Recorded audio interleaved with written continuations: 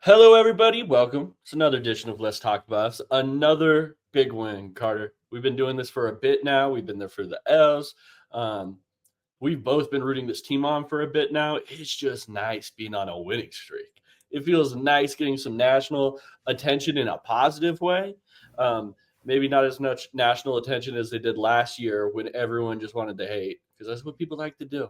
But nonetheless, I'm excited to be here. It's exciting to just see like excitement about this season right now, not about the future, not anything like that, but the excitement right now. So, how are you feeling?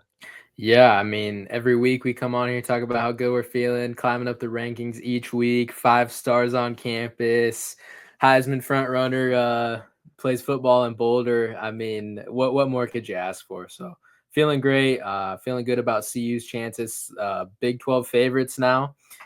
So yeah, we're feeling great.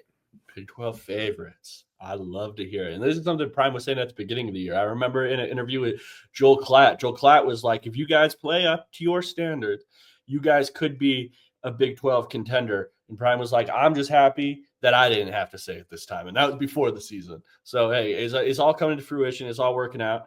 Before we start and get into some film analysis, things we saw, some recruiting news, different stuff like that, I want to implore everybody, please go like and subscribe. That's going to help Carter and I grow this YouTube channel. It's a smaller one, but we finally reached 200 subscribers, and we're just only going to go up from here. There's usually like about 1,000 of you guys that come in here and listen. Please like the stream, share it to a friend. Please help us out. So let's get into the recruiting stuff, Carter. This was a huge week. We had everyone from IMG, it felt like, worth note there at the game. Some Juju Lewis news. Where do you want to start? Yeah, let's start with a big one. Sunday morning, it comes out that Julian Lewis, which this has been unofficial for like months now, but officially decommits from USC. And moments later, they pick up commitment from 5-star quarterback Hassan Longstreet, local California kid.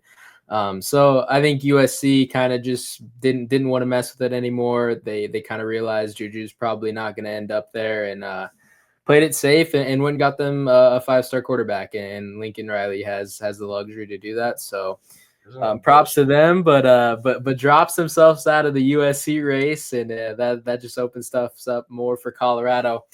Julian did take a visit to Georgia over the weekend, but we talked about this. We don't think this is nothing. He's just going to watch a good football game in the SEC in his home state.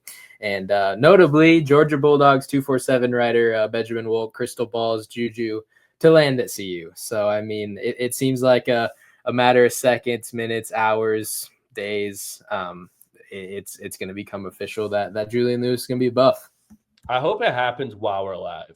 That would be a beautiful thing if something like that happened. Anyways, Just pop the champagne and get yeah, lit. bro, this whole podcast would be over. Where we were talking about, I just did that whole thing about how it's exciting. We don't have to talk about the future, blah, blah, blah. I'd make this whole show about the future. This entire thing. I really would. It is super exciting. I mean, you mentioned USC getting another 5-star quarterback. What a luxury that is. As a lifelong Buffs fan, I can't even imagine being like, oh, shoot, missed out on a 5-star.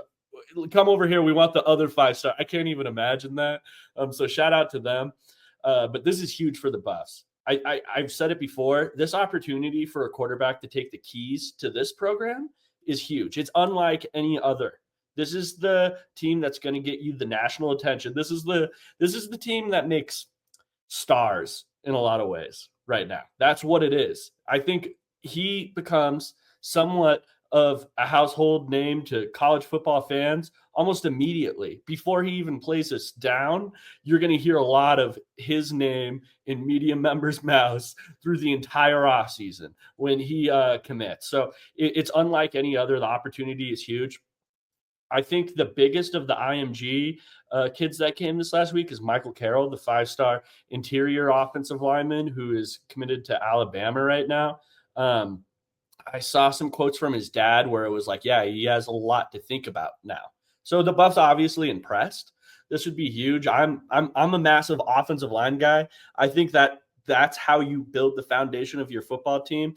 Getting a 5-star in there next to Seton, played with Seton at IMG, man, it would be huge, especially if you're bringing in and starting a freshman quarterback. I imagine the run game is something you're going to really have to rely on. They haven't been able to this year. A guy like Michael Carroll could revamp this unit pretty drastically. So that's a huge one, and I think we should all keep him on our mind there a little bit. Yeah, obviously a guy that's going to come in and start right away, alongside his fellow IMG Seton and Cash Cleveland. And it seemed like he had a great time, like you said. Some CU people caught him posting a little video on his Instagram story, kind of showcasing his visit. And then he ended up deleting that shortly after posting it, and teased a little bit with some eye emojis under Juju's decommitment. So definitely picking up momentum with him. Obviously, it's tough to turn down a place like Alabama, especially when you see Ryan Williams, a 5-star freshman, showing out like he is. But CU is another place where freshmen are showing out. And I just got to give credit. I feel like we do this every show. Phil Lodeholt, man, that guy is an unbelievable recruiter. And obviously getting the most out of some of his recruits on the O-line, like Cash and Seton. So, Cash. I mean, he's just, we got to keep riding with Lodeholt, because he's getting guys that we would never have think to get visits from, like Michael Carroll, coming in and really upping CU on their lists. Especially, yeah. I mean, even more than wide receiver or running back or even quarterback, I think it's even crazier seeing CU get 5-star offensive linemen. Like, those guys are almost 100%. Oh, yeah, they're going to go play SEC football. Maybe Big Ten, but mostly SEC football. That's where they're going. Alabama. If Prime goes out there and gets an offensive lineman from Bama and a quarterback from Lincoln Riley, what are we doing? Like, let's stop talking about how Prime is as a recruiter. That's ridiculous. I'm stealing it from the offensive line, and then I'm going to steal it from the quarterback guru over there. I want your quarterback, and Bama, I want your best lineman. Bring him over here. It would be beautiful to see. You mentioned Cash, and that kind of brings me straight into my first little film note here. And before I even hop into offense or defense, I want to bring this up because it's talked about so much in the off season. When I'm watching film, I'm big on like looking. I like reading guys' body language as things are going around and things like that. Man, we have to give Prime some credit here. They slandered him so much. This isn't a real football team. He doesn't know how to instill culture. That's what they were saying. Like, so many times this year, I'm looking at things where I can directly correlate to, hey, this team has a lot of belief, and it comes from their head coach and coaching staff, because that's where that stuff I brought up. Do you remember that fourth down play where Shador got the defense offsides? So it was a free play, and he threw it up to Will for the touchdown. I think it was the first touchdown. Yeah, the first one, yeah. Yeah. Well, he had Savell Smalls wide open in the seam right there. Carter just left the show, so I'm going to go solo, see how it goes. Wide open up the seam for a little bit. And, of course, Savell was like, where's the ball? Like, I wanted the ball. Anyways, goes to Will. He catches it. Immediately, body language is, I'm excited. I'm stoked. This isn't a selfish football team. This is not a selfish football team at all. Carter's back. I'm back. I clicked off the server in the middle. I'm going solo on the pod. The solo podder. I was saying, though, Savell was wide open on that play. And, of course, I think for a second he was like, oh, he's waving for the ball over here. Give me the ball. Immediately, Will Shepherd catches the ball, touchdown. Body language changes. I'm excited for my teammate. I'm excited for the team to catch it. He's not a guy out there that gets many opportunities. So when he's open, I'm sure he's really eager to wanting the football in his hands. But he's a team player, and this drives to coaching, the culture they're instilling. I think Cash getting the start, which is what you mentioned, this instills, wow, if I'm good enough, I can play, whether I'm a preferred walk-on or whatever I am. I'm a true freshman walk-on, and I'm starting on the offensive line for the Buffs, right now as they're going to go compete for a Big 12 championship possibly.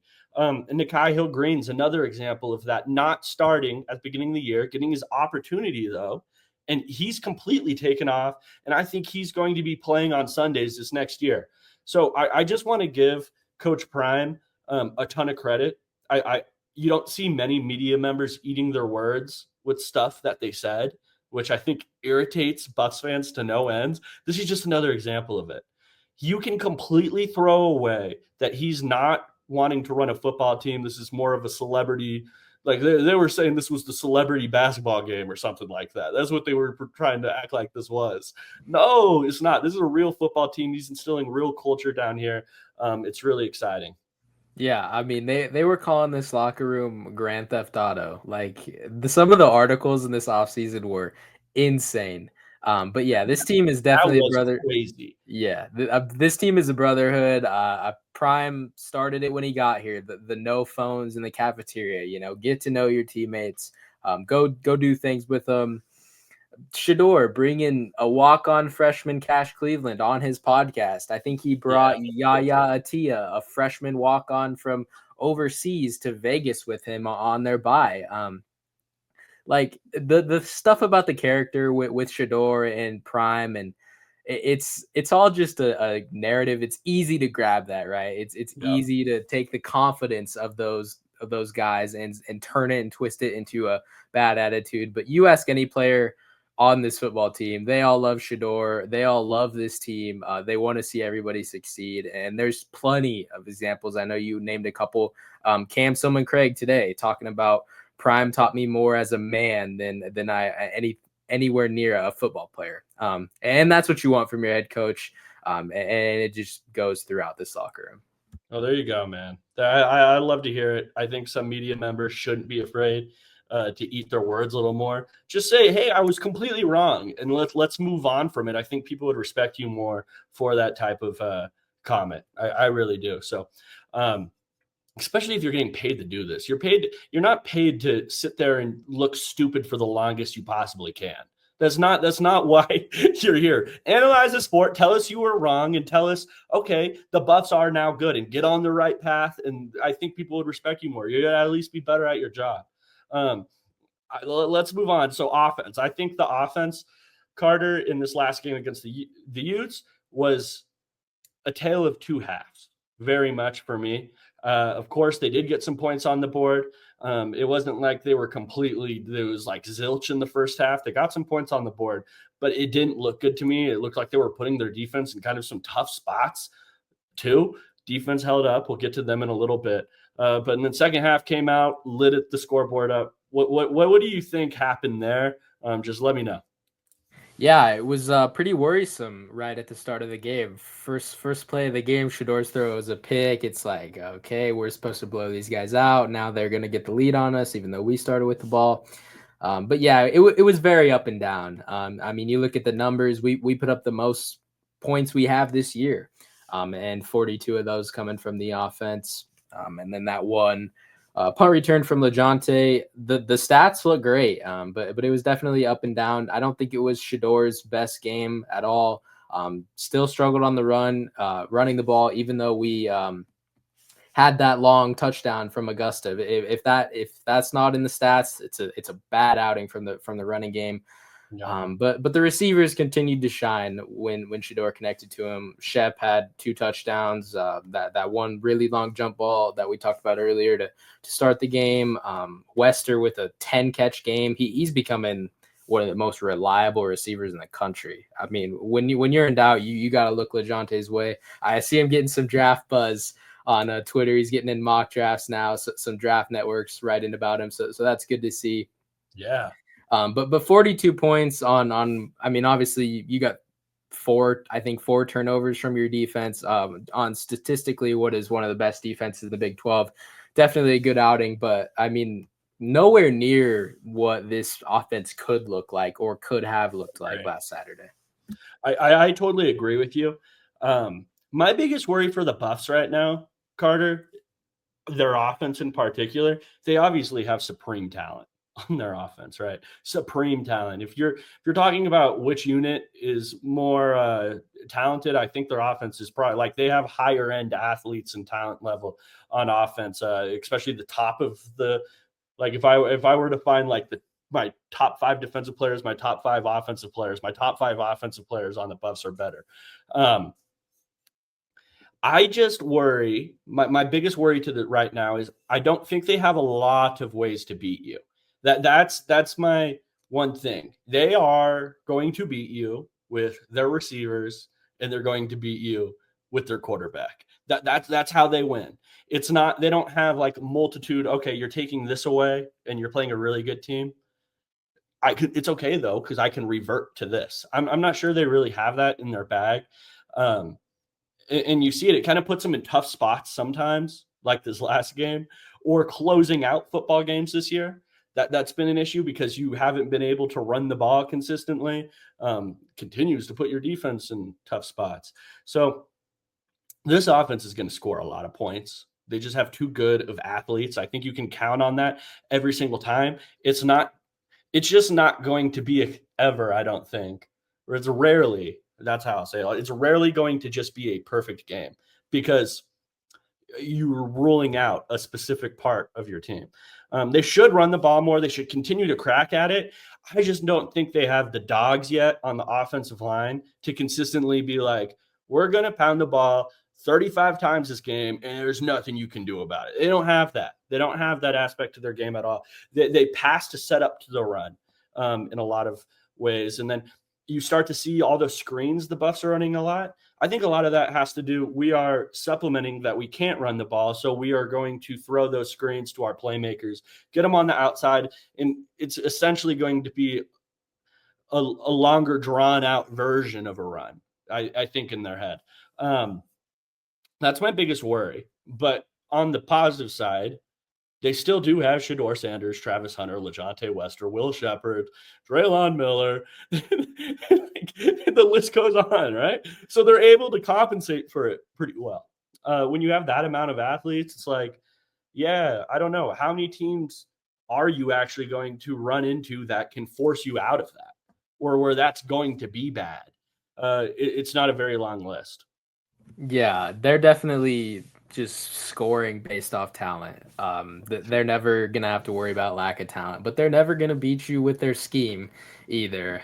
It's yeah. I think everybody has an opinion on Pat Shermer, but the talent is what carries this offense. Shedeur and Travis, like you said, Shador's playmaking abilities. There's gonna be bad sacks every game. There's gonna be a bad play, broken play. But then there's going to be some unbelievable plays like we saw with Travis Hunter this past game where he was 10 yards behind the line of scrimmage with 4 defenders running at him and somehow scored a touchdown.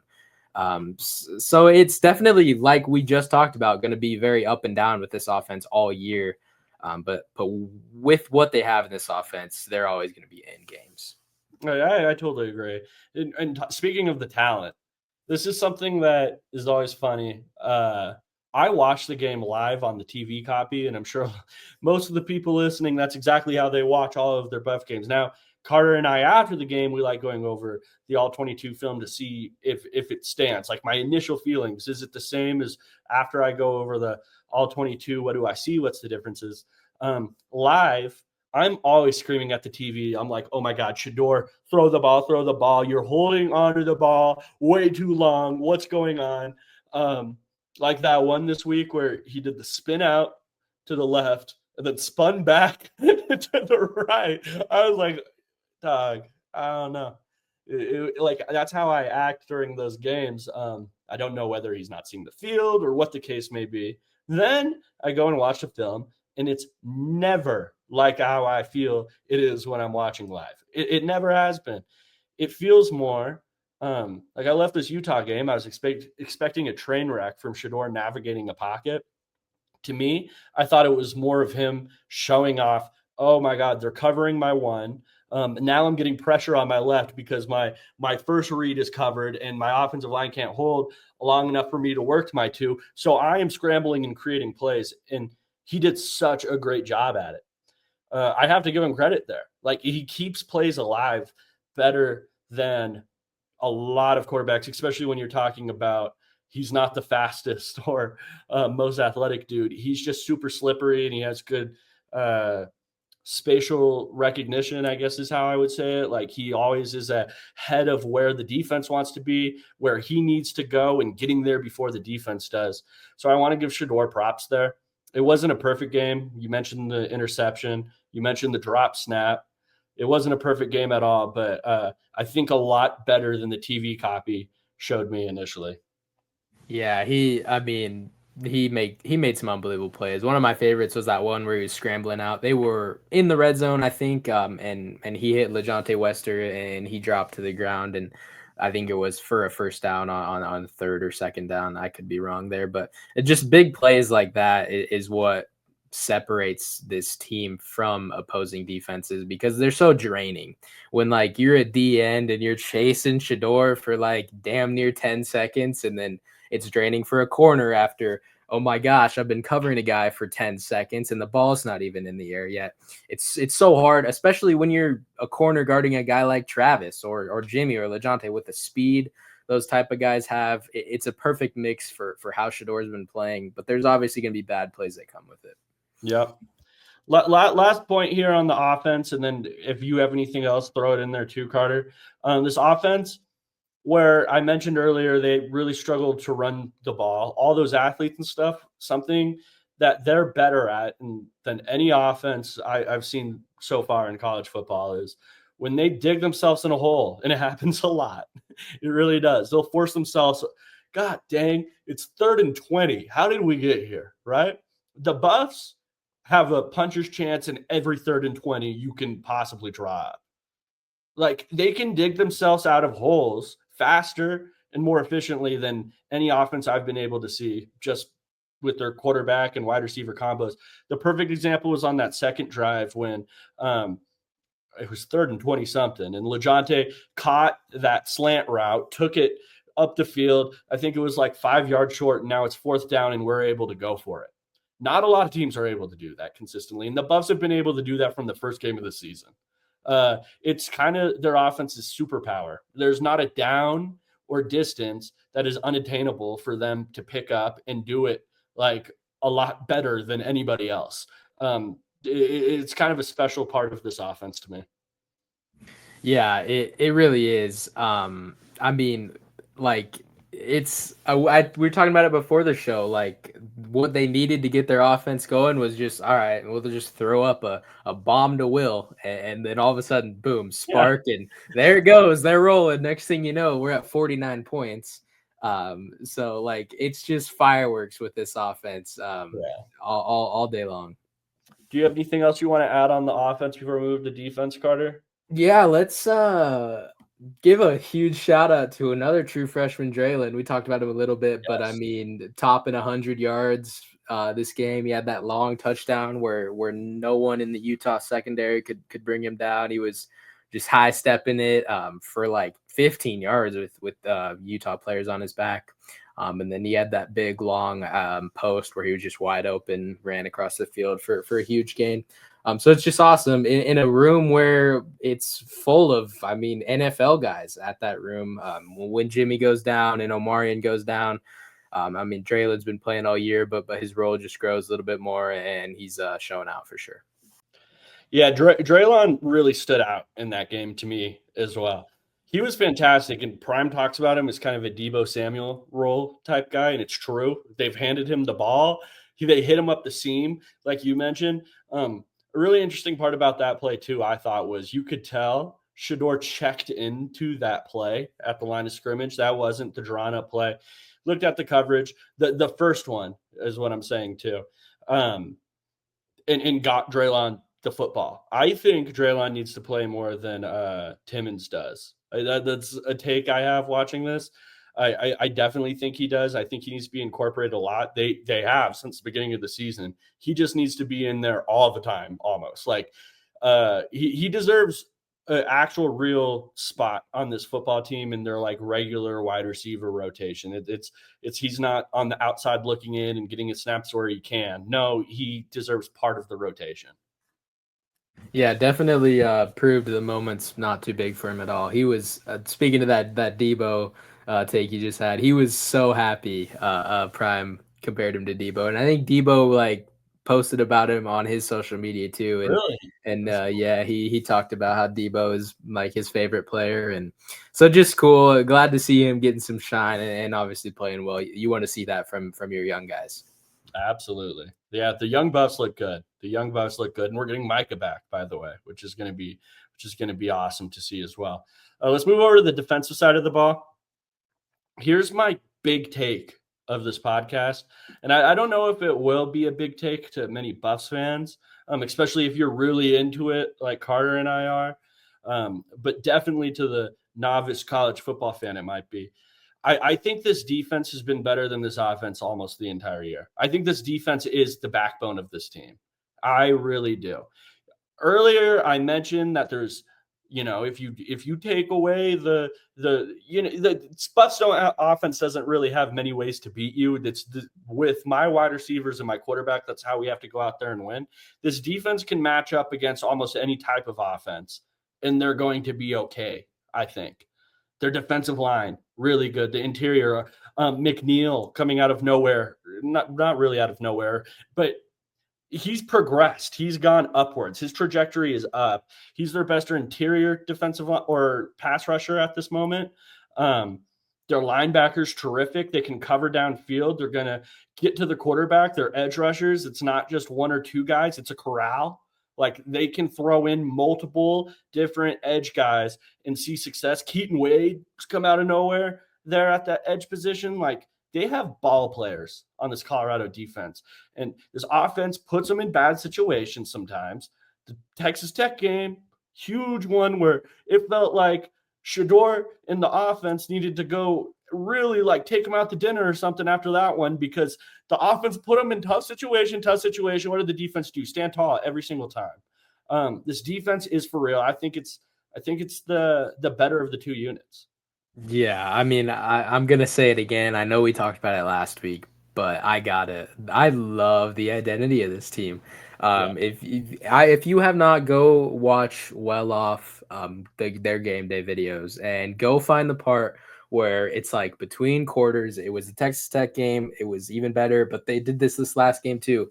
Man, the defense is all huddled up and they start getting so hyped, jumping up and down. All of them, like the depth guys this defense is hungry because I think it's part of their roster construction that has gotten them this. Honestly, it is a bunch of third, fourth, fifth year college players that are like, okay, I'm coming to see you because I want to get my name out there and hope to be a day 3 draft pick. And like these guys are hungry, and it really has worked for a lot of them. I think Chidozi's getting in that conversation. Yeah. BJ, obviously, Great. defensive backs, obviously Nakai. Nakai wasn't even a starter at the beginning of the year. Came in, take Trevor Wood's spot, and that guy is a draft pick lock. I mean, you've been on him for a long time. So this defense is unbelievable. I got to give credit for Livingston too. His adjustments. I mean, forcing 4 turnovers. Nakai with back-to-back interceptions. One last week, one this week. I mean, this. Don't tell any national media that the Colorado defense is better than Colorado offense, but locally, it's true. I think so. I think it is. You mentioned Nakai. I can't hype that guy up enough in my mind. Like, is a lesser known buff. He is an absolute baller. I think he's the heart and soul of this defense, just in how his play style is. I don't know how he is like a speaker. Like I think Silman Craig is kind of the leader of this defense, but I think Nakai's play, it rubs off on everybody. He's out there smacking people, man. Like really smacking people. He's been a monster in the run from the beginning since we saw him start his first game. The Nebraska game really stands out in my mind as a game where Nakai was just all over the place. Said it a million times. He reminds me of like a 2000s linebacker. He's going to go up there and pop an offensive lineman and disengage. He's not just run and hit. He's not just running and hitting. No, he's going to pop, shed the blocker, and make the tackle all in the same play. Nakai's a monster. And speaking of his draft stock, when they were playing Trevor, my big thing was, man, I wish sometimes they would let Nakai play in these 3rd and long situations because I know that's something the scouts are going to want to see is how is he in pass defense? Luckily, now we're able to see it, and he has production. Like he's playing well. That interception he had this last week was very impressive, covering deep downfield, middle of the field in a zone, and getting the pick. It was awesome to see. I'm so happy for that guy. Nakai, I'd love you here on this podcast. I'm a big fan. Please. 100%. Dude, I got one more thing on Nakai. Yeah. Again, I watched well off when he got his interception. You see it a lot of times in the NFL. They'll run to the other end zone and like do a celebration. Apparently, Yeah. you can't do that in college. I guess we can't have fun. Whatever. He got flagged for it. Prime went up to him, grabbed him by the helmet, and he was screaming at him, "This is not the NFL. You can't do that." Nakai, simple, yes sir, and just moved on. And just with me and you both cannot talk enough about Nakai. We both love that dude, and maybe he's a Bronco. I mean, that would be awesome, wouldn't it? I would love it. Please, please, please. That would be amazing to see. In this Vance Joseph defense, maybe get him blitzing a little more than he is at Colorado right now. I would love to see it. Another player, I thought Joel Klatt summed this up perfectly. I just want your 2 cents on it. Cam Silman-Craig, maybe not the highest drafted guy. I don't know how he's going to test. I don't know if he's going to be the fastest. I know he's not the biggest at safety. But just with the way he plays, the tenacity he plays, he's all grit out there. Nothing comes easy to him on the football field. It is I'm scraping for everything play to the point where he's a damn good football player on this team. Yeah, I don't know where he gets drafted, but I think he will make his way on an NFL Final 53 once he's around coaches. They see how he is. I think he's going to be an NFL football player for sure. That's exactly what I was just gonna say. I remember when we did our buffs in the moving on to the pro a little while back. That's what I said. Cam is gonna be a guy where you get him on your preseason roster, Yeah, similar to Xavier Weaver. You are not gonna be able to cut this kid. I mean, he's a baller, dude. He's so fun to watch. He got his little shark celebration when he goes and lays the boom. But I mean, there's so many guys that just have some dog in them, and Cam and Nakai, they both do as well. And they've been like, it's not like this defense has just been injury free the whole season. There's something about this defense too is the depth. My God, depth. When you have Preston Hodge, who's a really good nickel corner for this defense, out, and then it's like, okay, it's fine. Who do we? Colton Hood. And he's just like a guy I am stoked about going into the future now. Like, oh, we don't have to worry about finding a replacement there. Colton's the starter next year. He absolutely is. When Nakai comes in off the bench and he's the player he is, when Shiloh goes down, not an issue. Chidoze goes down, we still have defensive line go in there and play okay. Like Dayon Hayes, who while he played at the beginning of the season, I thought was the most physical and best run defending edge the Buffs had. He hasn't played. The Buffs edge all the way down to like their 4th rotation guy has been very good. They have depth here on this Buffs defense. It's a really good unit. I like I said earlier, I think they can win in a lot of ways. I think their path to being successful is large on defense. Yeah, I mean, you said his name, Keaton Wade, no longer redshirting. Prime said he played his way out of his plans. Like, I mean, we were looking at this season. Keaton Wade is not a guy we're talking about. And he's gonna be big for us down the stretch. Obviously, if they don't want to redshirt him. So like you said, Carter Stoutmeyer stepping up, Colton Hood stepping up. Everybody on the D line stepping up. I mean, Jalen Wester had that big game at UCF. Like, there's depth everywhere, and it's great for now and the future. Yep, absolutely. Last question here, and it's just kind of interesting to me, this conversation. It's not pertaining as much to the Buffs this year, but Livingston, he's getting a ton of love nationally as an assistant that could be hired by another program, if not go back to the league, because the league might really want him. Let's say he does, and I'm praying as a Buff saying he doesn't. Right, I really am. He has his defense on fire right now, hoping he can stay. I just also want to give him his credit and say he's deservingly so if he does, right? Is there anybody on the staff that you think they could promote? This is something that I've been questioning because Livingston even taking this job at Colorado, it's a big risk he had to take because Prime is big on keeping his guys. He's a loyal dude, Coach Prime. He wanted to keep his staff in place. Um, Livingston had to take a different staff while calling the plays, which is like something I think 90% of defensive coordinators would be like, hell no. If I am the defensive play caller, I want my position coaches in there. So he took the chance. It's paying dividends. Now I'm curious where this leads you. Is there anybody that can take this defensive model on the bus and now be a play caller? I don't know. That's a tough question. I think they'll go elsewhere if Livingston goes. I think if they were to stay within staff, probably. Gosh, I can't. I mean, Hard to say, right? it is hard to say. I love our defensive staff. I think all of them I've done great this year. D-line, Lewis, and Sapp. Obviously, I mean Sapp won't be the coordinator. Mathis with the corners. Our defensive staff's been great, but I think Prime. I don't know. I think if this were to happen, they go elsewhere. But it's definitely a tough question, and I wouldn't be surprised if they stayed with him. But I think they'll go elsewhere. Yeah. I guess that's something you should keep in mind going into the future because you hire these guys to succeed in their role, right? So I'm sure Prime hired Livingston thinking this is a hell of a defensive coach and he's going to be so good that maybe I can't keep him around. That's ultimately the goal when you hire a defensive coordinator. So something I think as Buss fans we can keep an eye on is okay. That's interesting. I think it's awesome that they hired him.